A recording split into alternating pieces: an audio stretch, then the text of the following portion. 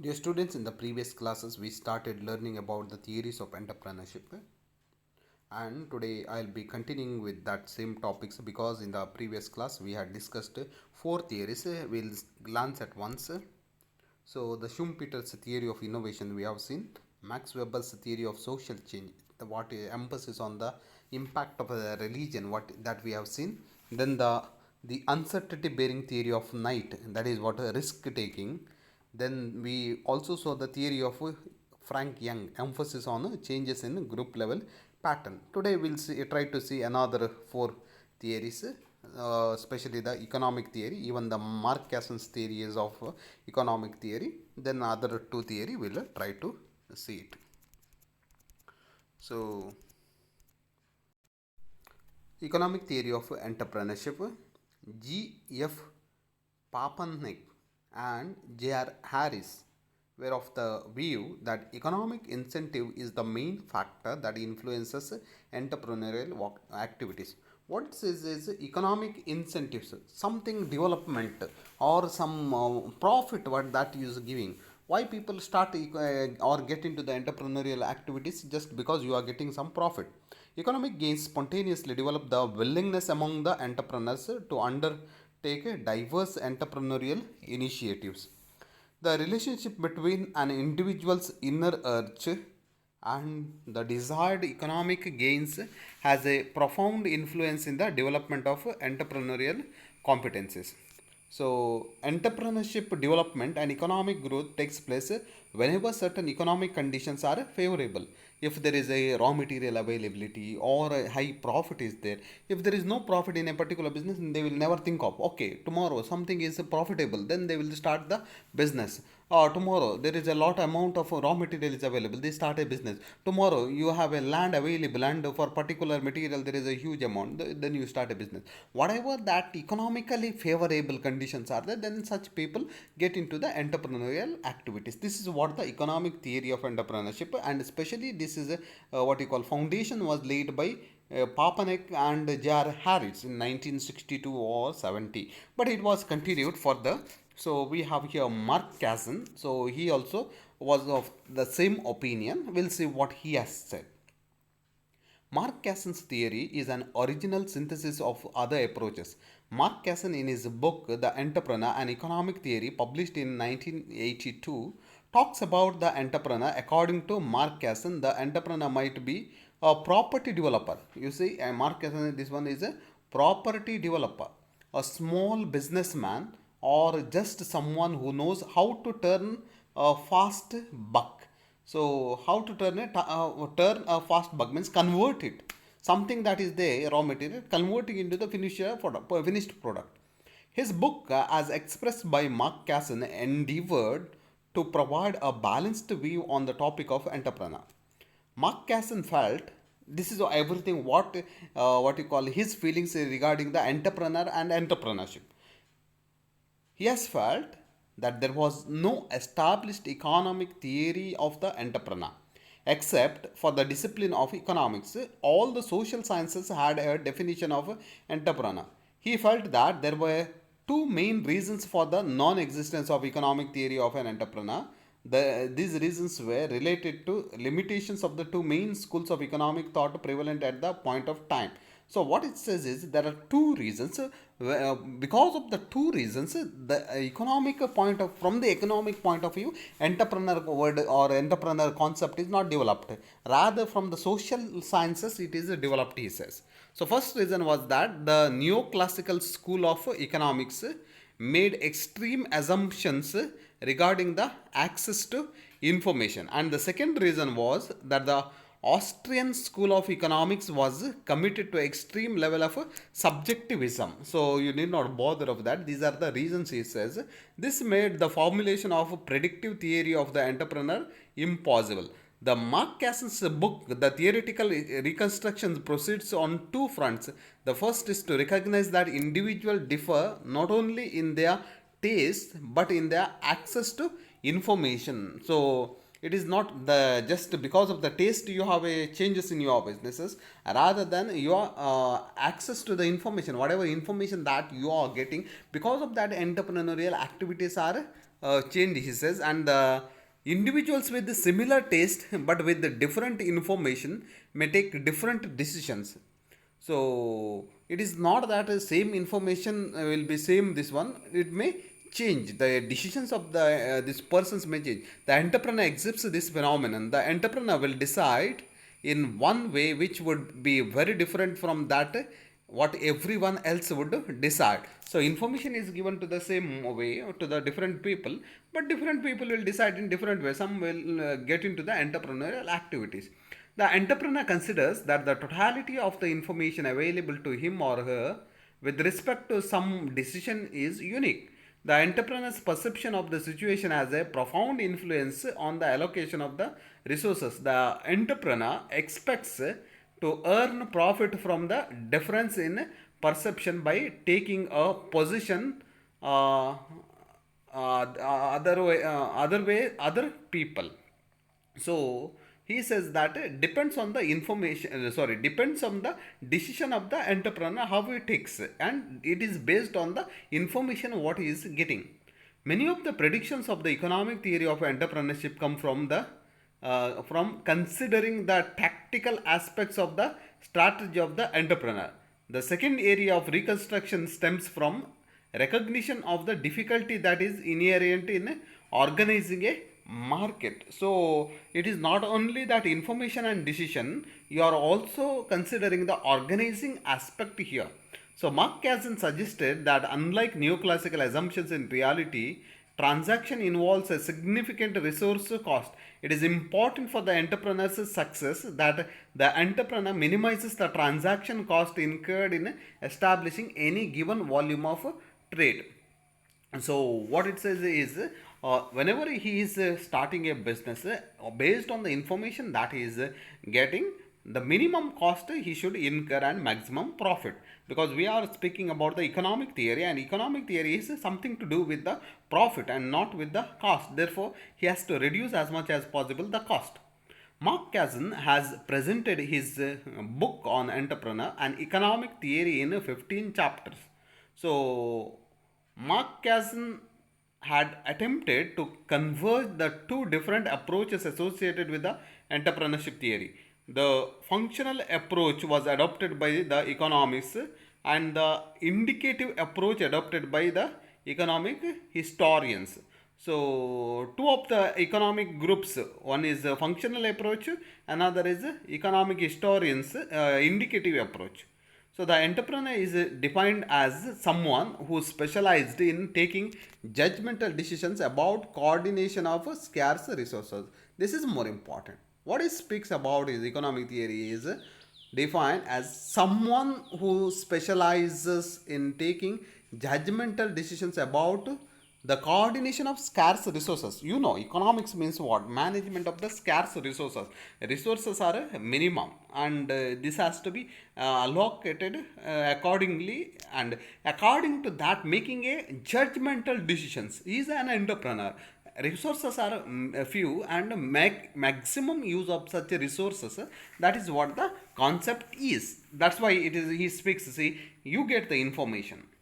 So his idea all about is people get the information, and regarding the information, one who thinks differently of the business in a business line and reduces the cost and gets the maximum. That's what you call coordination of a scarce resources. So, and this is a judgmental decision and coordination of scarce resources. That's the main focus of his theory. You need not bother of rest of the aspects.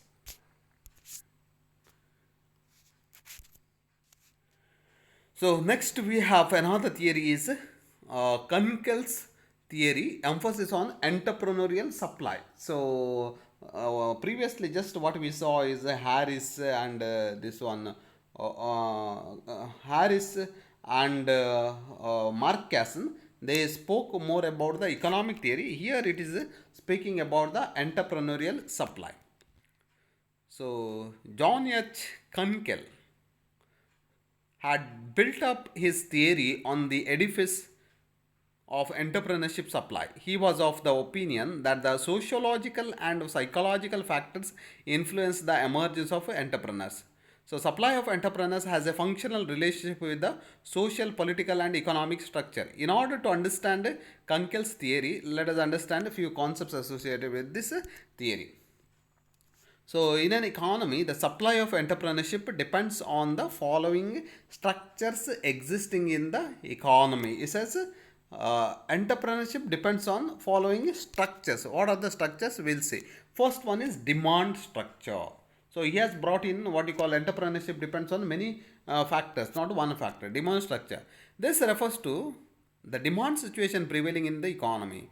The entrepreneurs expect towards for their contributions and their behavior is influenced by the rewards. The demand structure of an economy can be enlarged by rewarding the entrepreneurs with material rewards for their entrepreneurial activities. What it says is whatever there is a demand in the market, then a person gets into the business. It is a natural thing. So one of the demand structure, and you know when you can make a high profit when there is a demand and high demand, then only high profit is possible. Therefore one of the factors that leads to the entrepreneurial activities is the demand structure.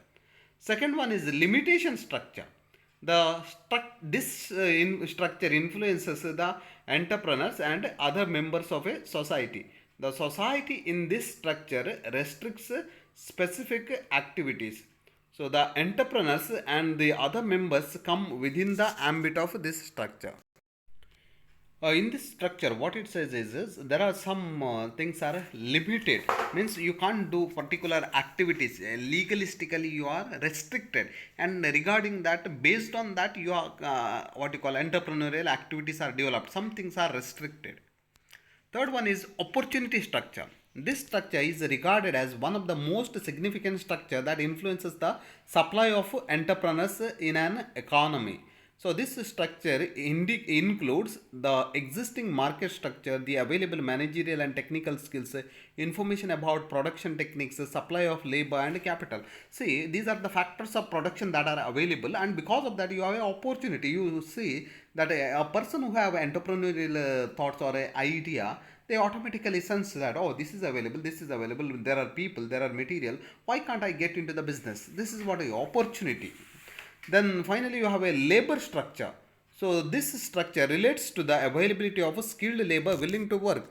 The labor structure is influenced by number of factors like the mobility of labor, available alternative of employment level in the tradition and a prevailing work culture. So what happens is a lot of labor is available. Why can't you ask them to get any work done? So that entrepreneurial activities are beginning. So these are the things what you call which pushes you for the entrepreneurial activities. So Kunkel's theory, the conditioning procedure is a major determinant of the activities of the individuals. The behavior of the individual is highly subjected to the conditioning procedure surrounding the environment of the individuals. To influence and alter the individual's activities, there is a need to change certain factors of a situation that influences the conditioning. This we must be aware. At the same time, this theory is criticized by some, and the criticisms that are levied on the following grounds will see. The theory is based on unrealistic postulates. What you says is what you call it is not what you call realistic postulates, that limitation structure, demand structure, because of that entrepreneurial activities are proposed. That is not a what you call realistic postulates, he says. The different structures that influence supply of entrepreneurship are not that simple. Now that opportunity structure, maybe they demand, they are not the simple things, they are a lot things. So that just because these are existing, people will not venture into the entrepreneurship. That is another criticism. The theory of Kunkel tried not to consider the ambiguous concepts like values, personality, etc. See, whenever you are thinking of the entrepreneurial activities, there should include values, personality, etc. and all. So he has not considered these values. So this is Kunkel's theory. Next we'll see Hostetler's theory, emphasis on marginal groups. So here what you call is there are some marginal groups, and according to that marginal groups the entrepreneurial activities are developing. So Hochschild's theory emphasized that the cultural factors and the role of culturally marginal groups in entrepreneurial development. In his theory, Hochschild had highlighted the importance of the culturally marginal groups in development of entrepreneurship and their contribution to economic development of the economy. The marginal groups are the minorities in the society, and they yearn to elevate their conditions and in the process promote economic development. This is something what you call realistic looks like, and his theory is that it is a particular marginal group developed the entrepreneurs. Now take example barbers. So barbers all it's a culturally one group, yeah, indigenous group, and they are what you call putting up the shops, saloons, and developing. Cobblers, another what you call group. So they are putting up. So as such, like that, there are ethnic groups, and they have their own businesses, and that will contribute to the economic development. It says so. This is according to the Hochschild. In several countries, the entrepreneurial aptitude are associated to persons of particular socio-economic classes. The importance and contribution of the culturally marginal groups like Lebanese in West Africa, Jews in Europe towards the economic development of those regions reflect the gist of the theory. What it says is Lebanese in the West Africa has contributed a lot to the business, and we are sure that in the Europe development and all, it is a contribution of the Jews. They are highly intelligent people and start ventured into the business. A group of the people get into the particular businesses. We are aware today also a particular religion group does a particular business. You take example the Christianity. They think of the entrepreneurship in the line of the charitable works like hospitals, schools, and all, and developing the human resource and contributing to that. And so the other groups thinks of in their own level. There are also various kinds of the castes and this one, and each caste or the each group contributes in its own way. But today that is not there. But in his way of thinking, how entrepreneurship development, this is the way he says.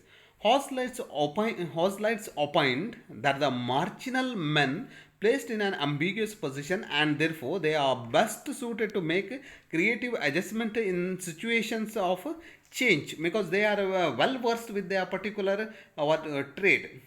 So they bring about genuine adaptations in their behaviors. They become entrepreneurs and promote economic development. So it's natural and true that each group in a particular family they are born up, they continue with a particular business, and they will contribute to the economic development. So we have another theory, Cochrane's theory. We'll say what Thomas Cochrane has said. In his theory, had tried to discuss the supply of entrepreneurship from the sociological point of view. So, from a society, what entrepreneurship is that he is explaining. We can understand the crux of his theory by discussing some of the principal elements of his theory. So we are looking out what the principal elements he has quoted or cited. Cochrane had suggested that the cultural values of a society, social expectations, and role expectations play an important role in determining the supply of entrepreneurs. How the entrepreneurs are developing, they are based on the cultural values of a society, social expectations, what others think of, and role expectations are role expectations of the people. See, you think that a particular group of people should behave in a particular way. This is a role expectation. Then social expectation, how you should behave, you should start a business or not, according to the others' expectation, and what is how valued you are in the society. Okay, particular group, then you have no particular value, then you can start a business of a particular nature. The basic problems associated with economic development include non-economic issues. It's not the only economic issues. Money, business, property is not the only issue. There are so many charitable issues are there, that also is a concern. The social factors are responsible in determining the entrepreneurial dynamism and the supply of entrepreneurs. How the entrepreneurs develop, how the entrepreneurship is developing. So it is all based on not only profit making, rather the social factors. So the needs of the society and all that will create the entrepreneurs, he says. As far as the entrepreneur is concerned, Cochrane opined that the entrepreneurs are not extraordinary persons or supernormal persons, and they are not abnormal individuals deviant from the society.